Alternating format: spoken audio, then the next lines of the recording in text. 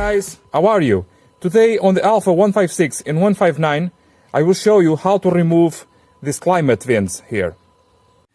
Now the grill of the Alfa 156 is a bit different from the ones on the Alfa 159. It's curious that on the Alfa 159 is really easier to remove this part here than on the Alfa 156. Nevertheless, I will show you how to remove on this Alfa 156. It is more tricky, in my view, of course. And I want to give you one tip or two to assemble this again. Another thing, if you want to remove or replace your dashboard, you don't need to remove this part here. So on the Alfa 159, really what you want to do is to have just a big Allen key, a long Allen key, and a pair of pliers. What you want to do is to squeeze in the Allen key in between the part here, and then you want to, it's easier to feel once it's inside. You can see it scraping along the way, and then it locks up like that. Once it's locked up like that, you want to pull with a pair of pliers the vent. That's just it, guys. On the Alfa 159, it's just really like this, squeeze it in, and pack.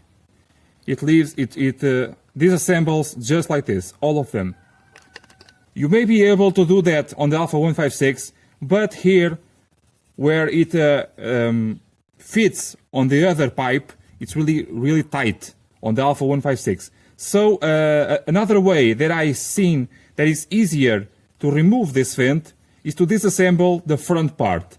But as you are disassembling the front part, that shaft there has to be disassembled as well. But I have a tip for you on that. This Alfa 156 vent, you want to, instead of using your Allen key all the way on the part, just go 1/3 of the way to here, and you want to push out like this in order to separate the part that is stopped, that is fixed, and the part that is moving. So you want to take out this clip and this clip and this clip. Okay, this next part is not really that easy. Maybe you want to check it with a flashlight. Don't try not to make it skip. If that happens, you can really break something. It's not very nice to happen. So try to see if you can actually grab something hard. Okay, and it's out. And I think yes, I'm not broken, but separated. The last time I did that, this did not happen. But I think we can.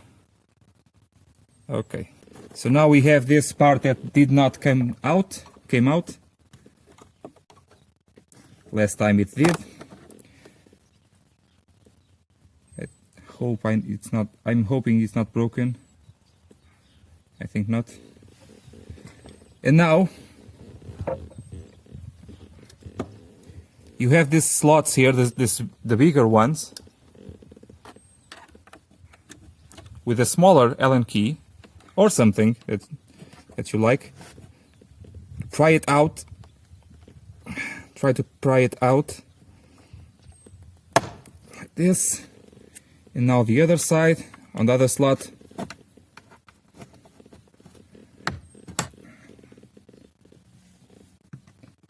And another, until it's completely removed. Sometimes it can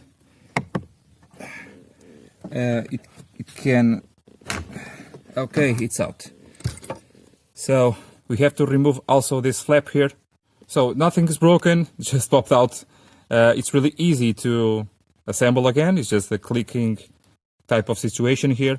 So now you have this part. Imagine you are switching off. I really have to replace mine. The chrome here is all beat up. And now you have the problem of fitting these two parts together. It's really easier than that you may think. Again, with the greases, you can see here a dark grease, a 15-year grease. I think by the stain of it on the fingers, I think is lithium grease. Do not use petrol-based greases on plastics.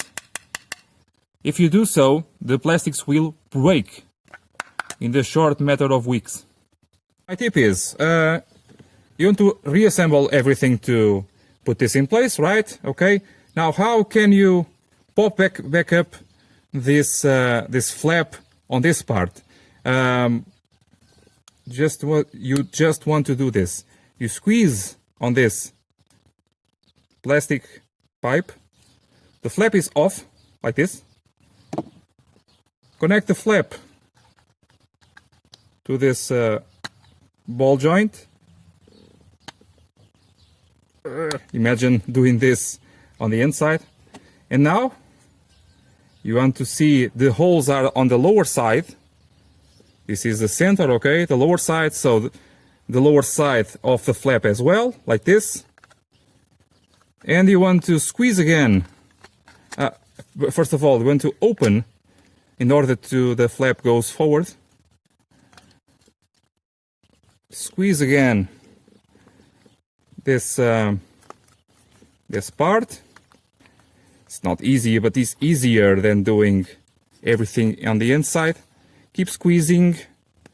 You can see already one side. Squeeze again.